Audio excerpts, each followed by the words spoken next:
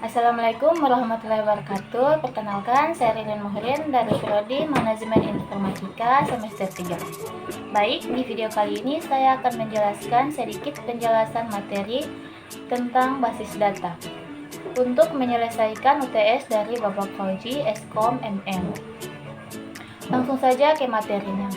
Basis data atau database adalah kumpulan data yang terorganisir secara sistematis untuk memudahkan pengelolaan, pengambilan, dan penyimpanan informasi. Data disimpan dalam bentuk yang dapat diakses, diolah, dan dimanipulasi menggunakan perangkat lunak khusus yang disebut Sistem Manajemen Basis Data atau DBMS. Operasi basis data dikenal dengan operasi CRUD, yaitu create untuk membuat data baru, read membaca atau mencari data, update mengubah data yang sudah ada, sedangkan delete untuk menghapus data. Tujuan basis data yang pertama, speed, yaitu kecepatan dalam mengambil atau mencari data. Yang kedua, speed, yaitu efisien dalam ruang penyimpanan. Yang ketiga, accuracy, yaitu data yang akurat. Yang keempat, availability, yaitu ketersediaan data. Yang kelima, complete, yaitu kelengkapan data. Yang keenam, security, yaitu keamanan data. Yang ketujuh, shareability, yaitu kemudahan berbagi data. Contoh penerapan dalam basis data seperti rumah sakit dalam mengelola data pasien, histori, dokter, dan lain-lain. Selanjutnya, sistem basis data, yaitu basis data atau database perlu ada yang melakukan pengolahan datanya. Pengolahan basis data adalah program atau aplikasi software atau perangkat lunak. Komponen dalam basis data yang pertama, hardware atau perangkat keras seperti komputer, laptop, server, dan lain-lain.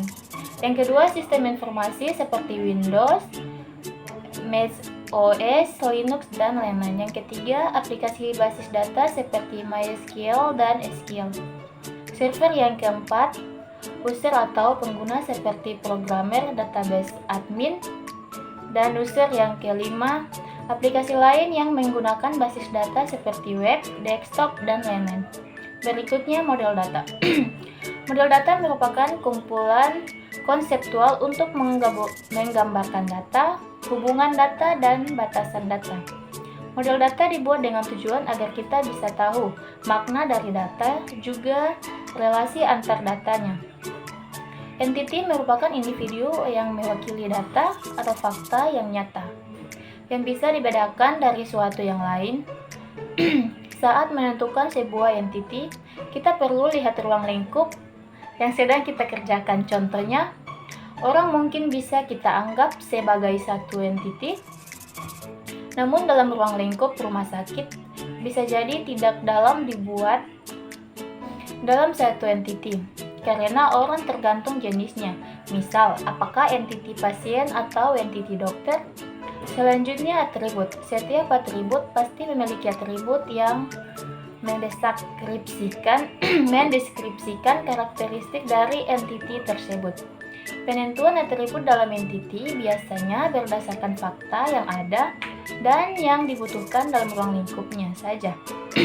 Contoh, dalam entity pasien, kita bisa menambahkan atribut seperti nomor pasien, nama pasien, alamat pasien, dan lain-lain.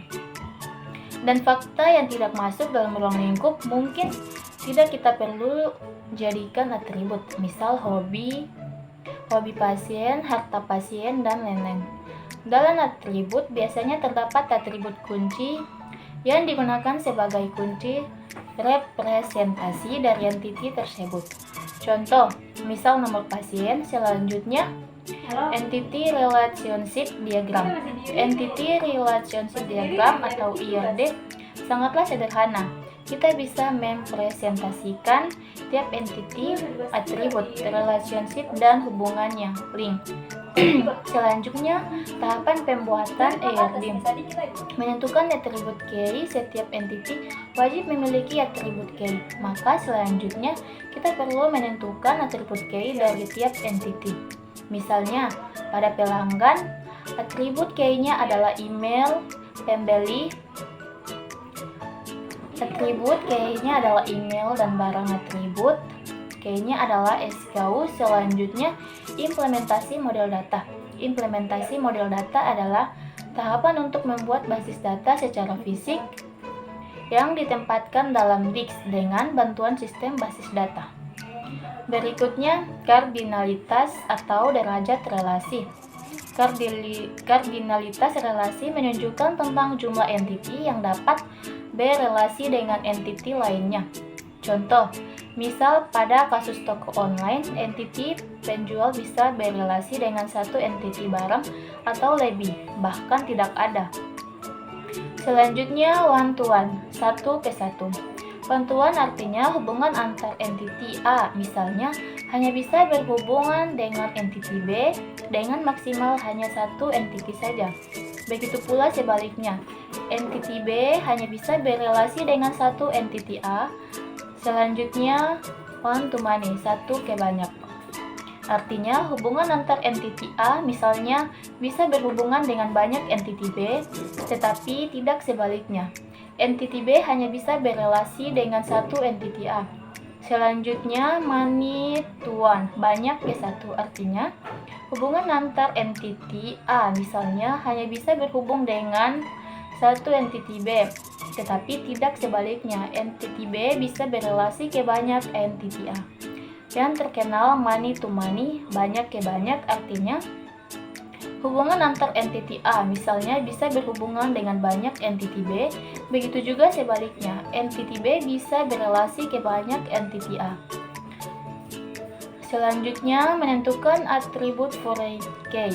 Saat kita membuat entity, kita akan menentukan atribut key atau dibilang primary key, yaitu atribut kunci yang mempresentasikan entity tersebut. Dalam relationship, kita juga bisa menambahkan atribut. Biasanya, kita juga perlu menentukan atribut foreign key, yaitu atribut key di entity yang digunakan sebagai data untuk lookup, melihat ke entity pemilik relasi tersebut. Pada kasus pembeli, misal kita perlu tahu siapa yang membeli, email pembeli, dan barang yang dibeli, SKU barang. Pada kasus menjual, kita perlu tahu siapa yang menjual, email penjual, dan barang apa yang dijual, SKU barang. Selanjutnya, kita perlu tentukan derajat relasi untuk relationship yang kita buat pada kasus membeli. Kita bisa tentukan berbagai relasi money to money, karena satu pembeli bisa membeli banyak barang dan satu barang bisa dibeli banyak pembeli. Berikutnya, implementasi one to one. Pada kasus implementasi relasi one to one, terdapat dua cara.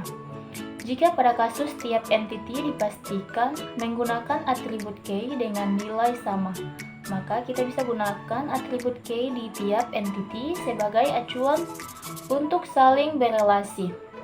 Namun, jika pada kasus tiap entity bisa memiliki atribut key yang berbeda, maka kita perlu membuat atribut foreign key di salah satu entity yang lebih lemah, di mana atribut foreign key tersebut tidak boleh ada yang sama.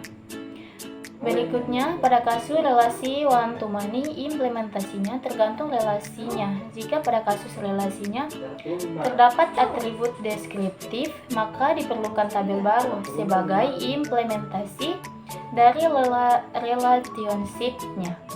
Namun, pada kasus relasinya tidak memiliki atribut deskriptif, maka tidak perlu tabel baru. Kita hanya butuh menambah atribut foreign key di entity yang bersifat many. Berikutnya, model data.